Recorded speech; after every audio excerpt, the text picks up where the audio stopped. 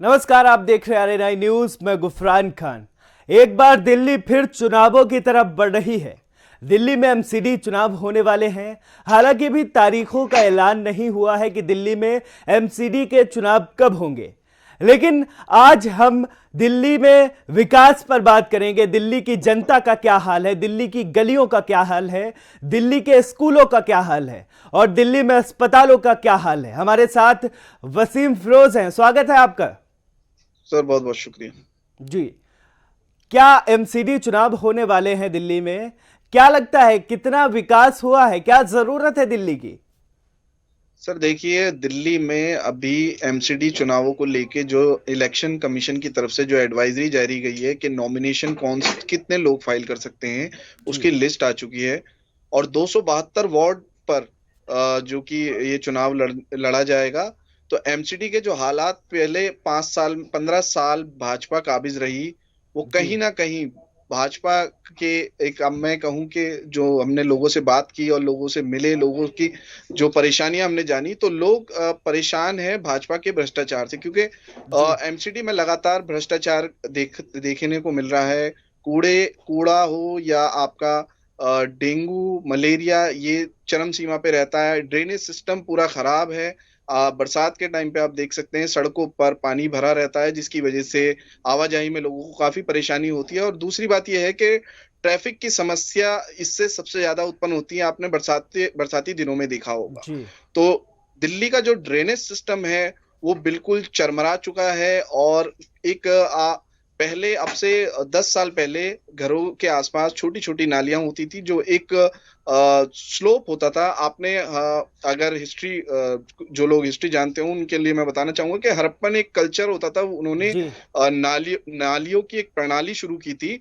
वो नालियों की प्रणाली इस मॉडर्न मॉडर्न कल्चर में भी अडॉप्ट की गई थी। बट जी आज के टाइम पे देखा गया है कि एनक्रोचमेंट के कारण लोगों ने उन नालियों को कवर कर लिया है, और जिसकी जी वजह से ये आपने देखा होगा कि दिल्ली में पानी भरा रहता है और काफी बिल्डिंगें डैमेज हो चुकी हैं इसकी वजह से। और दूसरी बात, जब पानी भरता है तो लोगों को समस्या ये उत्पन्न होती है कि वहीं मच्छर पैदा हो जाता है, डेंगू मलेरिया जैसी बीमारियां होती हैं। और कहीं ना कहीं जो एमसीडी में कूड़े को लेकर जो एक सावधानी बरतनी चाहिए। जी मैंने कई ऐसी जगह देखा कि जहां पर हॉस्पिटल का जो कूड़ा है वो जी नॉर्मल कूड़े के अंदर मिला दिया जाता है, जिसकी वजह से जो बच्चे वहां पर रैग पिकर होते हैं, वो कूड़ा बीनते हैं, उनको वो काफी बड़ी गंभीर बीमारियों से त्रस्त हो जाते लेकिन एक ये सवाल है, आप बता रहे कि 15 साल से भाजपा सरकार है, लेकिन आप 102 वार्ड संख्या से ताल्लुक रखते हैं जहां पर आप सरकार के जो हैं नेता हैं वो MCD के अब्दुल वाजिद। तो वहां की क्या स्थिति है? वहां पे कैसा विकास है? सर देखिए, वार्ड 102 जो जी कि आप है शाहीन बाग और अब्बू फजल का इलाका पड़ता है। जी मैं आपकी इसकी तस्वीर अगर बयां करूं तो कुछ आप तस्वीरें में आप देख सकते हैं कि वहां जो कूड़ा है वो कूड़ेदान में ना होके रोड पर है। जी पहली बात। दूसरी बात, वहां जो एक नाला जो बहता है वहां से, उस नाले के अंदर कूड़ा है। इवन वहां पर जो मरे हुए जानवरों को भी डाला डाला गया है। आप सोच सकते हैं कि उस मरे हुए जानवर की जो स्मेल, जो हवा की वजह से वहां आसपास रहने वाले लोगों को कितनी परेशानी का सामना करना पड़ेगा। ये मैं बात कर रहा हूँ अल शिफा हॉस्पिटल के सामने की। जी आप सोच सकते हैं कि एक हॉस्पिटल जो कि एक मैटरनिटी हॉस्पिटल के तौर पे भी जाना जाता है, दिल्ली के सबसे अच्छे मैटरनिटी हॉस्पिटलों में है, उसके सामने एक डंपिंग यार्ड बनाया गया है, जिसकी वजह से वहां की आबो हवा और वहां पे जो बच्चों पर, इसके और जो प्रेग्नेंट वुमेन है उन पर कितना खासा असर पड़ेगा। जी तो वार्ड नंबर 102 में जब हमने अब्दुल वाजिद जो काउंसलर हैं, जो आम आदमी पार्टी के काउंसलर हैं, हमने उनसे बात की, तो उनका ये कहना था कि ये जो लैंड है वो इरिगेशन डिपार्टमेंट की है। और जी इरिगेशन डिपार्टमेंट जो है, ये इरिगेशन डिपार्टमेंट उत्तर प्रदेश का है, और उत्तर प्रदेश में भाजपा की सरकार है। तो हमने जी उनसे कहा कि आपके मौजूदा विधायक आम आदमी पार्टी से हैं, अमानतुल्लाह खान है, दिल्ली वक्फ बोर्ड के चेयरमैन हैं, आप खुद बाकायदा आम आदमी पार्टी से ताल्लुक रखते हैं, तो ऐसी क्या वजह रही जो ये डंपिंग यार्ड लोगों को सहूलियत दे रहा है। तो उनका यही कहना था, वो आरोप प्रत्यारोप की इनकी राजनीति चलती है। वहां हमने लोकल लीडर से बात की, जो वहां के स्थानीय नेता थे उनसे बात की, जी तो उनका ये कहना था कि जिस तरीके से ये कूड़ा जो है, ये कूड़ा अगर अगर ये जनता हमें चुनती है तो ये कूड़ा हम शाहीन बाग पुलिस स्टेशन में डालने की हिम्मत रखते हैं, और हम ये हिम्मत रखते हैं कि उत्तर प्रदेश से हम ये लैंड लेके यहाँ जी। कूड़ा घर बनाया जाए, ताकि लोगों को जो ये बद इंतजामी का जो देखने को मिल रहा है ये नहीं मिले। तो क्या क्योंकि अगर 102 वार्ड संख्या की बात करें तो मुस्लिम बहुल इलाका है वो, और दूसरी जी। चीज वहां के जो काउंसलर हैं वो भी मुस्लिम हैं, और तीसरी वहां के जो विधायक हैं वो भी मुस्लिम हैं। तो क्यों नहीं ये लोग वहां की जनता के सुन रहे, क्यों इस तरीके की लोगों को परेशानी में डाल रहे, एक तरीके से इंतजामी की जो आप बात कर रहे थे, क्यों ऐसा है वहां पर? सर, मैं कहूंगा कि वोट बैंक की राजनीति है, और ये हावी हो चुकी है आम आदमी पार्टी में भी, क्योंकि आप जी देख सकते हैं कि एक कहा गया था, कुछ ऐसे वीडियोस भी सामने आए हैं जिसमें कहा गया था मुसलमानों के पास कोई ऑप्शंस नहीं है, अगर वो बीजेपी के पास नहीं जाते, कांग्रेस में कोई एक ताकत नहीं है, और तो वो घूम फिर कर आम आदमी पार्टी के पास आएंगे। पहली बात तो ये होती है। लेकिन दूसरी बात यह है कि वहां जानबूझकर विकास को रोका गया है। जी ये जो मौजूदा पार्षद हैं, ये खुद बिल्डिंग एसोसिएशन, जो बिल्डर एसोसिएशन वहां पर है, वहां के ये चेयरमैन है, हेड है, और बाकायदा ये काउंसिलर है। तो एक कहीं ना कहीं पैसों का जो जोर है, पैसों का जो दम है, वो यहाँ देखने को दिख रहा है कि जिसकी लाठी उसकी भैंस। जी जी। जी। आम आदमी लगातार ये बातें बोलती है और अपने भाषणों में, और लगातार ये बोलती है, टीवी चैनल्स के माध्यम से ये चीज़ें आती हैं। वो अक्सर ये बात कहते हैं कि एमसीडी उनके पास नहीं, अगर एमसीडी उनके पास आ जाए तो दिल्ली का पूर्ण विकास वो लोग करेंगे। तो क्या लगता है कितना ये उनकी जायज़ कहना है? सर, ये तो ऐसे ही बात है कि अगर मैं कहूं कि भाजपा और भाजपा में, आम आदमी पार्टी में जो अभी फिलहाल जो नेता हैं, बहुत से ऐसे नेता हैं जो भाजपा छोड़कर या कांग्रेस छोड़कर आए, जी तो उनका ये जो तर्क देना और एक कहना कि इस तरीके से हम काम करेंगे, तो ये बहुत ही बेहद गलत बात है। क्योंकि जी मैं आपको बता दूं, पहले इससे पहले भाजपा जब एमसीडी में हुआ करती थी, जी और दिल्ली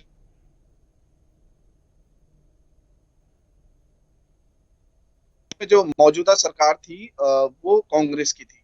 तो जी वहां पर लोग मिलजुल कर काम करते थे। काम का एक प्रोसीजर होता है, जो इसकी एक एमसीडी एक अलग डिपार्टमेंट, मतलब एक अलग सरकार है, और एक नगर पालिका का काम करती है। अगर मैं, बहुत से व्यूअर्स को समझ नहीं आएगा तो मैं उनको ये लिए समझा दूं, जिस तरीके से एक पंचायत काम करती है, इसी तरीके से एक एमसीडी भी काम करती है लोगों जी के।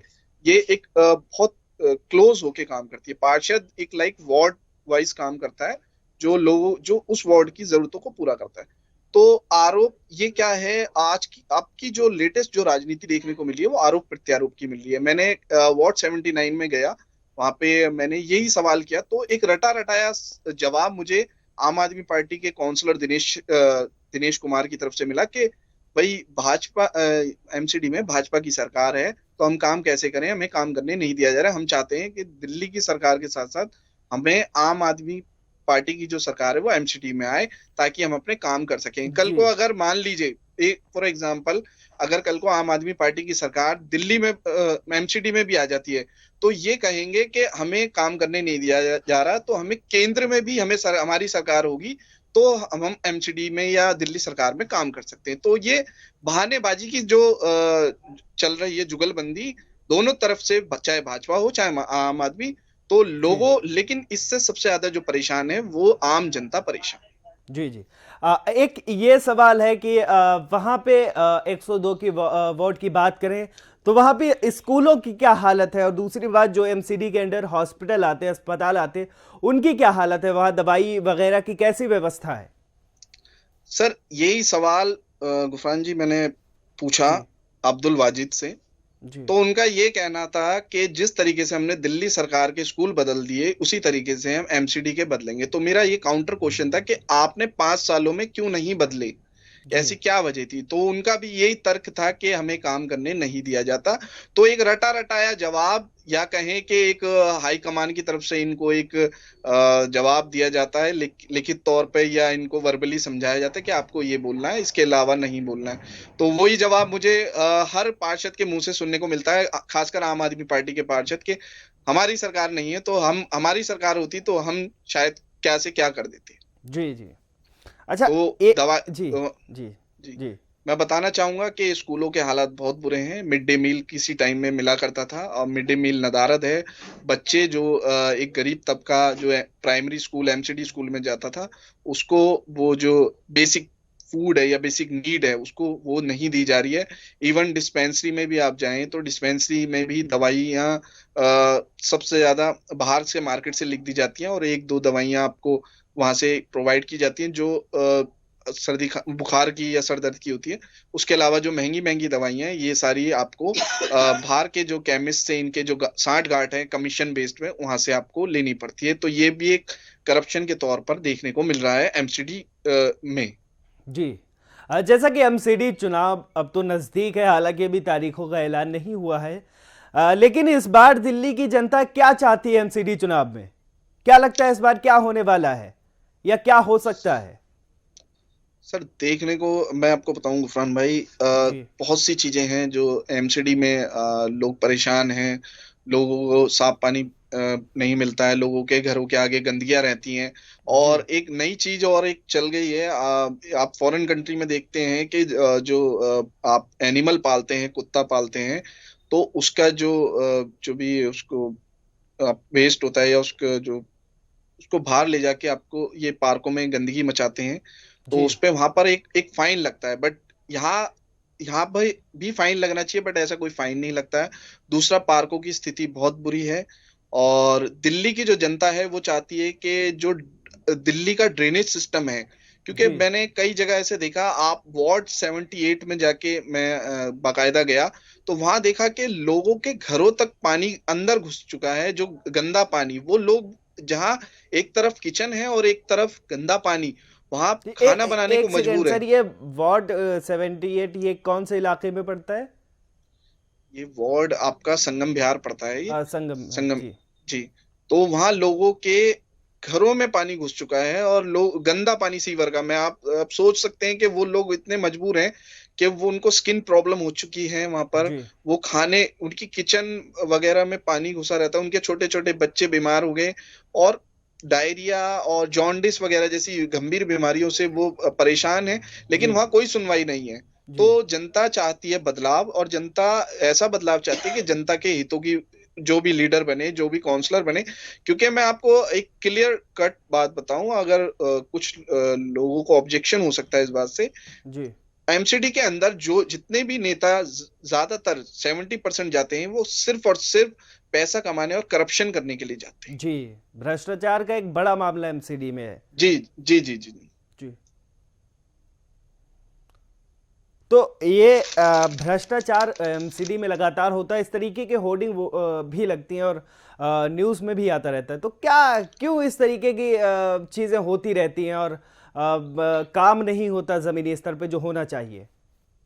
सर देखिए, मेन क्या होता है कि जी जब एक इंसान फंड लेके एक टिकट पाने के लिए उसको जी करोड़ 2 करोड़ या 50 लाख 60 लाख के जो टिकट सेल किए जाते हैं, तो उसको वो सबसे पहले अपने कमाने का जरिया बनाता है। उसके बाद वो जो बचा कुचा पैसा होता है वो जनता के लिए इस्तेमाल करता है। जी 1 करोड़ अलॉट होता है हर वार्ड के लिए हर साल के, इसमें इसकी जो इसके उद्धार के लिए, इसके डेवलपमेंट के लिए काम किया जाए। लेकिन 1 करोड़ तो छोड़िए, मुझे नहीं लगता किसी वार्ड में 5 लाख भी लगते होंगे। जी जी जी जी।